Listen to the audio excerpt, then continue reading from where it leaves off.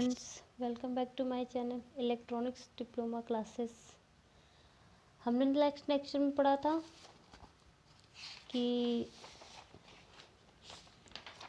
हमारे electronics field क्या क्या होते हैं। तो इलेक्ट्रॉनिक्स फील्ड्स के बारे में हमने पूरी जानकारी बताई थी, एक एक चीज़ के बारे में। अब हम इसके आगे पढ़ेंगे इस सीडी में इलेक्ट्रॉनिक्स कंपोनेंट। ठीक है, इलेक्ट्रॉनिक्स कंपोनेंट के बारे में जानते हैं हम। इसमें क्या है, किसी इलेक्ट्रॉनिक्स परिपथ को बनाने में विभिन्न घटकों का प्रयोग होता है, जैसे रजिस्टर, कैपेसिटर, डायोड, ट्रांजिस्टर इत्यादि। इलेक्ट्रॉनिक्स घटकों को उनके कार्यों के आधार पर दो वर्गों में विभाजित किया जा सकता है। फर्स्ट नंबर है निष्क्रिय घटक यानी पैसिव कंपोनेंट।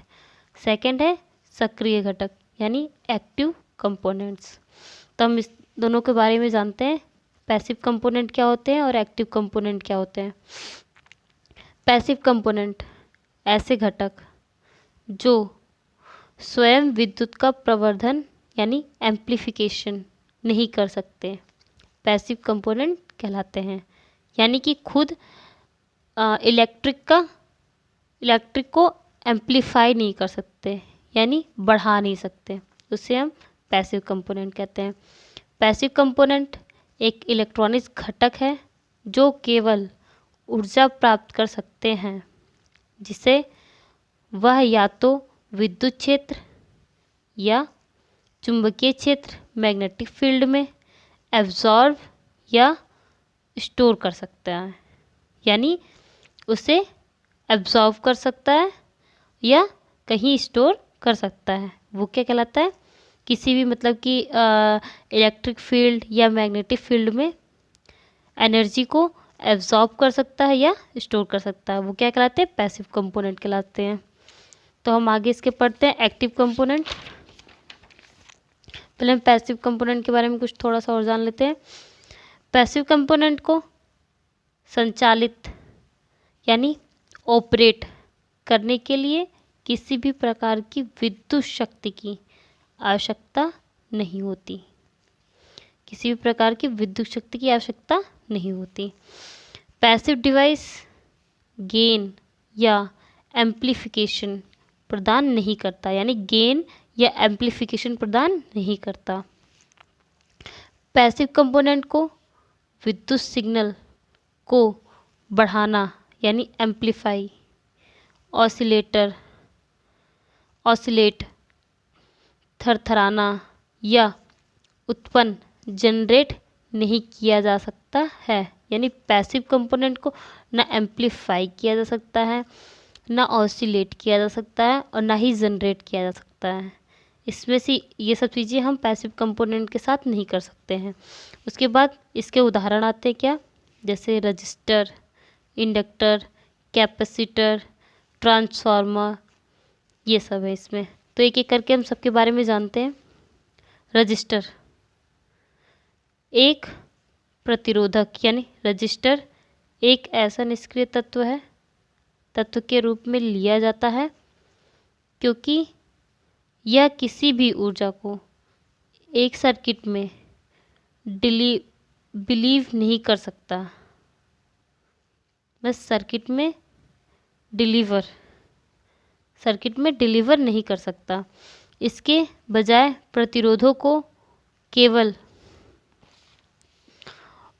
ऊर्जा प्राप्त हो सकता है जो वे तब तक गर्मी में डिसिपेट यानी कि फैल सकती है, जो तब तक फैल सकती है जब तक कि इसके माध्यम से प्रवाह होता है।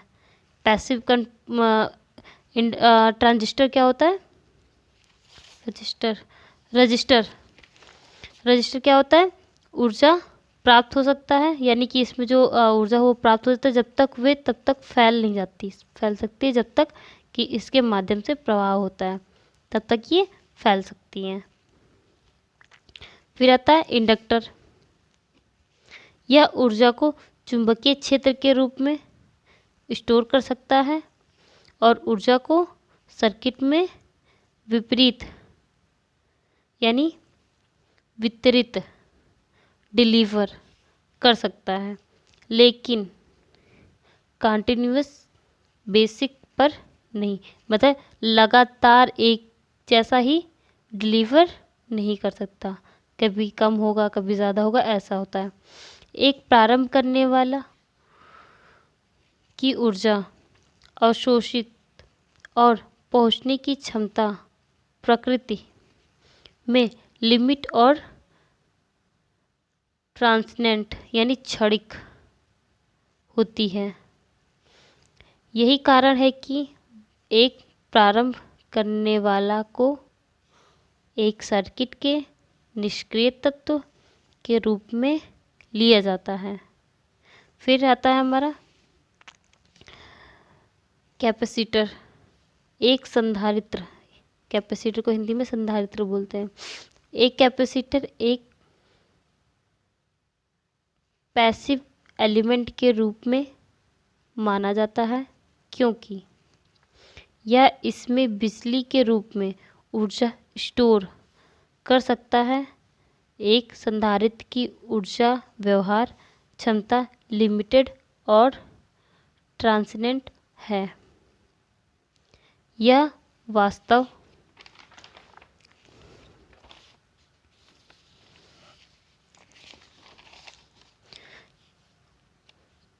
में ऊर्जा की सप्लाई नहीं कर रहा है, इसके बाद में ऊर्जा के लिए स्टोर कर रहा है। यानी कि ये ऊर्जा की सप्लाई नहीं करता है, ये क्या करता है, ऊर्जा को स्टोर करता है। जो हमारा कैपेसिटर होता है वो हमारा ऊर्जा को स्टोर करता है। फिर हमारा आता है ट्रांसफार्मर। ट्रांसफार्मर एक पैसिव कंपोनेंट है, क्योंकि ट्रांसफार्मर का उपयोग अक्सर वोल्टेज के स्तर को बढ़ाने के लिए किया जाता है। उसका पावर कांस्टेंट रहता है। उसके बाद हम देखते हैं एक्टिव कंपोनेंट्स।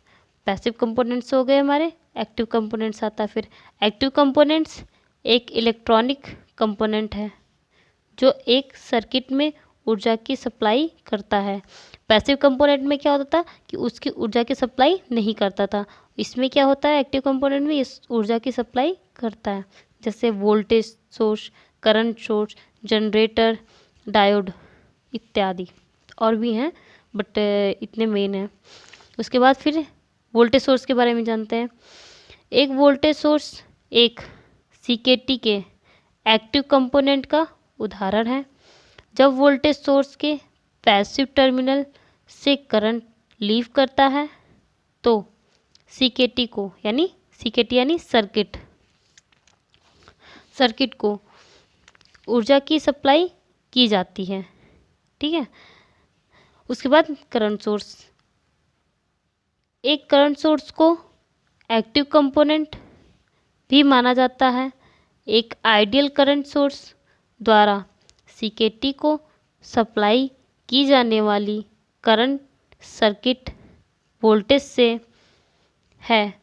चूँकि एक करंट सोर्स के सीकेटी में चार्ज के फ्लो को कंट्रोल कर रहा है। ये हमारा क्या हो गया, करंट सोर्स। आज के वीडियो में बस इतना ही। अगर मेरी वीडियो पसंद आई हो तो लाइक करना, सब्सक्राइब करना और कमेंट करना मत भूलना, और शेयर ज़रूर करना ताकि ज़्यादा से ज़्यादा लोग इसे पढ़ सकें। So thank you so much.